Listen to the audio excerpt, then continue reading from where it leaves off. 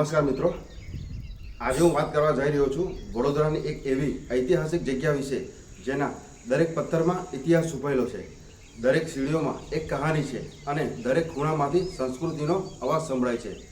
હું આજે ઊભો છું વડોદરાની પ્રસિદ્ધ વાવ સેવાસી વાવમાં. હું આજે સેવાસી વાવને એક્સપ્લોર કરવા જઈ રહ્યો છું. તો મિત્રો, લાસ્ટ સુધી બન્યા રહેજો. હું તમને આજે સેવાસી વાવનો ઇતિહાસ જણાવીશ. હું જ્યાં જઈ રહ્યો છું એ વાવ લગભગ 500 વર્ષથી પણ જૂની માનવામાં આવે છે અને કહેવાય છે કે વાવ 7 માળ સુધી જમીન નીચે ઉતરે છે. તો મિત્રો, આજના આ વિડીયોમાં આપણે જાણીશું આ વાવનો ઇતિહાસ, કોણે બનાવી, કેમ બનાવી, અંદર શું ખાસ છે, અહીં જોડાયેલી લોકકથાઓ, સ્થાપત્યની ખાસિયતો, આજની હાલત અને કેમ આ વારસો બચાવવો જરૂરી છે. તો વિડીયો અંત સુધી જોતા રહેજો, કારણ કે અંતે હું તમને એવી વાત કહીશ જે કદાચ આજ સુધી ઘણા લોકોને ખબર પણ ન હોય.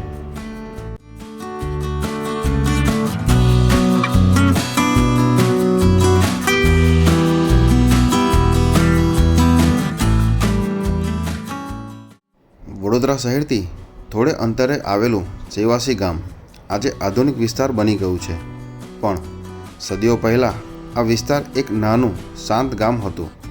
કહેવાય છે કે અહીં એક આધ્યાત્મિક ગુરુ રહેતા હતા જેમનું નામ વિદ્યાધર હતું. ગામના લોકો તેમને ખૂબ માનતા હતા.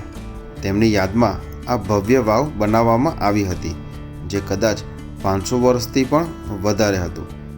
મિત્રો, એ સમય વિચારો, ન તો મશીનો, ન તો કોઈ આધુનિક ટેકનોલોજી, છતાં પણ લોકો એવા અદ્ભુત ઢાંચા બનાવી જતા હતા કે આજના ઇજનેરો પણ આશ્ચર્યમાં પડી જાય. આ છે સેવાસી ગામ. કેટલું સ્વચ્છ અને સુંદર જે તમે જોઈ રહ્યા છો.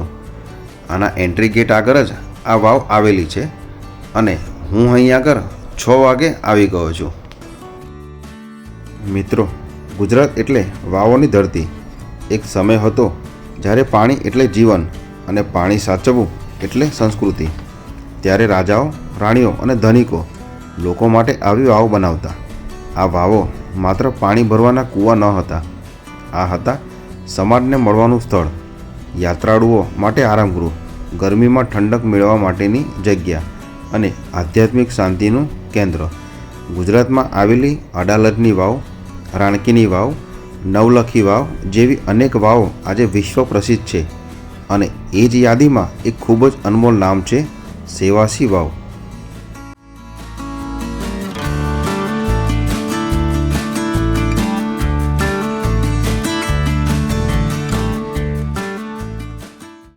હું આ વાવને જોઈ રહ્યો હતો અને મને આ એક નજરે પડ્યા. ડોગેશભાઈ જાણે આમ કોઈ કિલ્લા ઉપર સિંહ બેઠા હોય એવી રીતે બિરાજમાન થઈ ગયા છે. ચલો, આ તો ચાલતું રહેશે, આપણે વાવ તરફ આગળ વધીએ. આજના સમયમાં આપણે પાણી બગાડીએ છીએ, પણ આપણા પૂર્વજો પાણીની એક એક બૂંદનું મહત્ત્વ જાણતા હતા. વાવો એ રેઇન વોટર હાર્વેસ્ટિંગનું સૌથી જૂનું અને શ્રેષ્ઠ ઉદાહરણ છે. ચોમાસામાં પાણી ભરાતું અને આખું વર્ષ ગામને પાણી મળતું. મિત્રો, 500 વર્ષ પહેલાં જે વિચાર આવ્યો હતો એ જ વિચાર આજે વોટર કન્ઝર્વેશનના નામે દુનિયા ફરી અપનાવી રહી છે. એટલે વાવો માત્ર ઇતિહાસ નથી, તે આપણા પૂર્વજોની બુદ્ધિનું જીવંત ઉદાહરણ છે.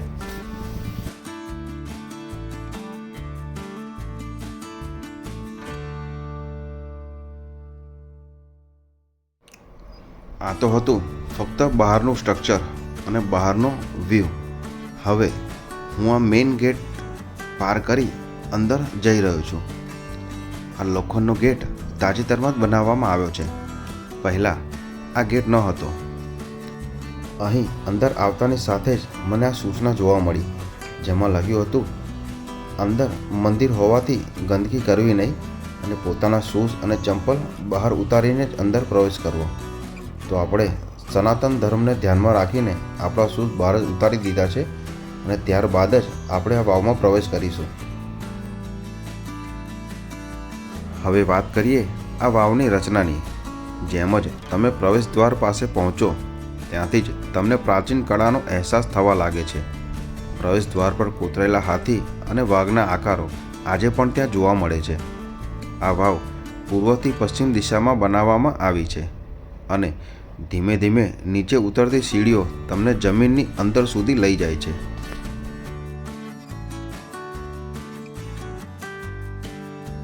જેમ તમે નીચે ઉતરો તેમ વાતાવરણ બદલતું જાય. ઉપર ગરમી હોય પણ નીચે ઠંડક અનુભવાય અને આજ તો વાવની વૈજ્ઞાનિક વિશેષતા છે. આર્કિટેક્ચરે એવી રીતે આ ડિઝાઇન બનાવેલી કે હવા સરળતાથી ફરતી રહે, પાણી લાંબા સમય સુધી ટકીને રહે અને અંદરનું તાપમાન ઠંડુ રહે. આજે પણ ઘણા વૈજ્ઞાનિકો સ્ટેપવેલ આર્કિટેક્ચરનો અભ્યાસ કરે છે.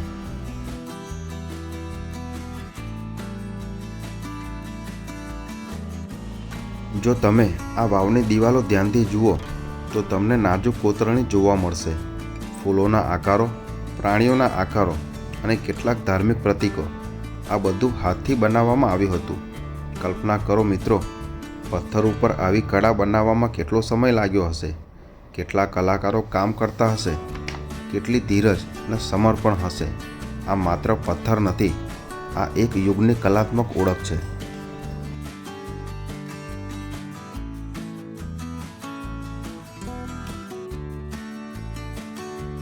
આજે આ સેવાસી વાવ ફોટોગ્રાફરો માટે સ્વર્ગ બની ગઈ છે. Pre wedding shoot, fashion photography, travel videos, ઘણા લોકો અહીં ખાસ ફોટોગ્રાફી કરવા આવે છે કારણ કે અહીંનું સિમેટ્રી, પ્રકાશ અને છાયાનો ખેલ અને અંડરગ્રાઉન્ડ આર્કિટેક્ચર અદ્ભુત વિઝ્યુઅલ આપે છે. જ્યારે કેમેરો સીડીઓની વચ્ચે ફ્રેમ બનાવે છે ત્યારે દરેક ફોટો સિનેમેટિક લાગે છે.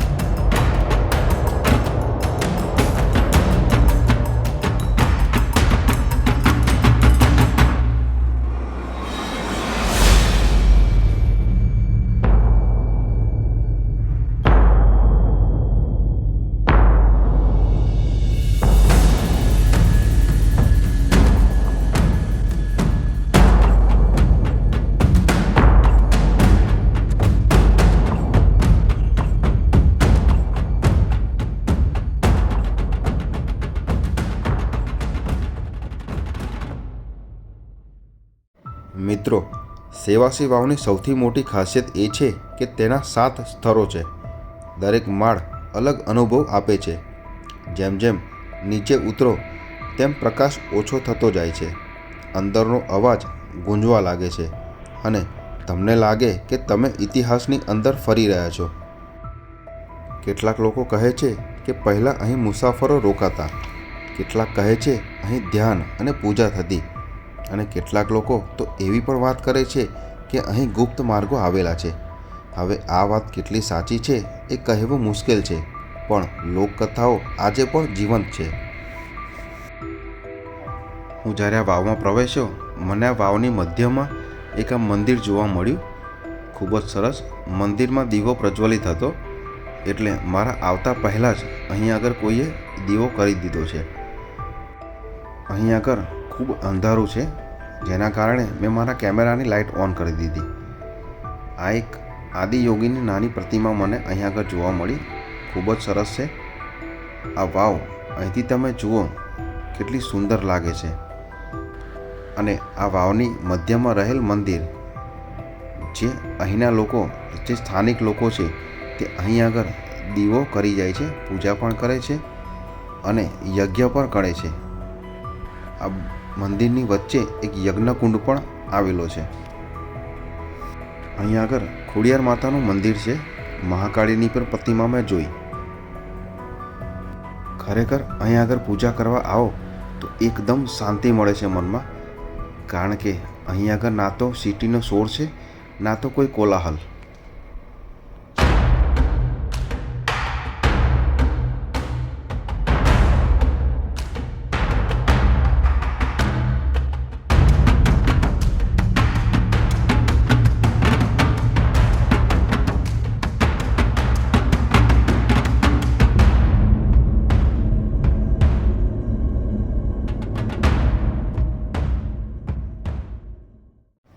અહીં આગળ ચાલતા ચાલતા ઠેઠ નીચે સુધી પહોંચી ગયો છું. મિત્રો, જૂની જગ્યાએ જઈએ એટલે કથાઓ તો આપણને સાંભળવા મળે જ. લોકો વચ્ચે અનેક દંતકથાઓ જોવા મળે છે. કેટલાક લોકો કહે છે કે અહીં રાત્રે અજાણી અવાજો સંભળાય છે. કેટલાક લોકો કહે છે કે અહીં કોઈ ગુપ્ત ખજાનો છુપાયેલો હતો. અને કેટલીક જૂની વાર્તાઓમાં બલિદાનની વાતો પણ સાંભળવા મળે છે. હવે આ વાતો સાચી છે કે માત્ર લોકકથાઓ, એનો કોઈ પુરાવો નથી મારી જોડે, પણ આવી વાર્તાઓ આ સ્થળને વધુ રહસ્યમય બનાવે છે.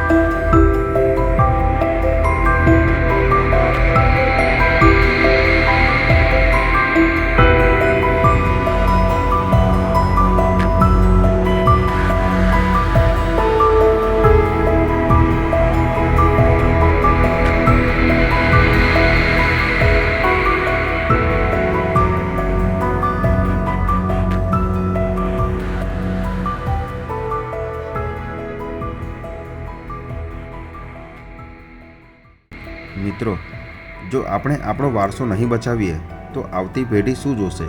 માત્ર ફોટા, માત્ર પુસ્તકો? આપણે હેરિટેજને માત્ર ગવર્મેન્ટની જવાબદારી સમજી શકીએ નહીં.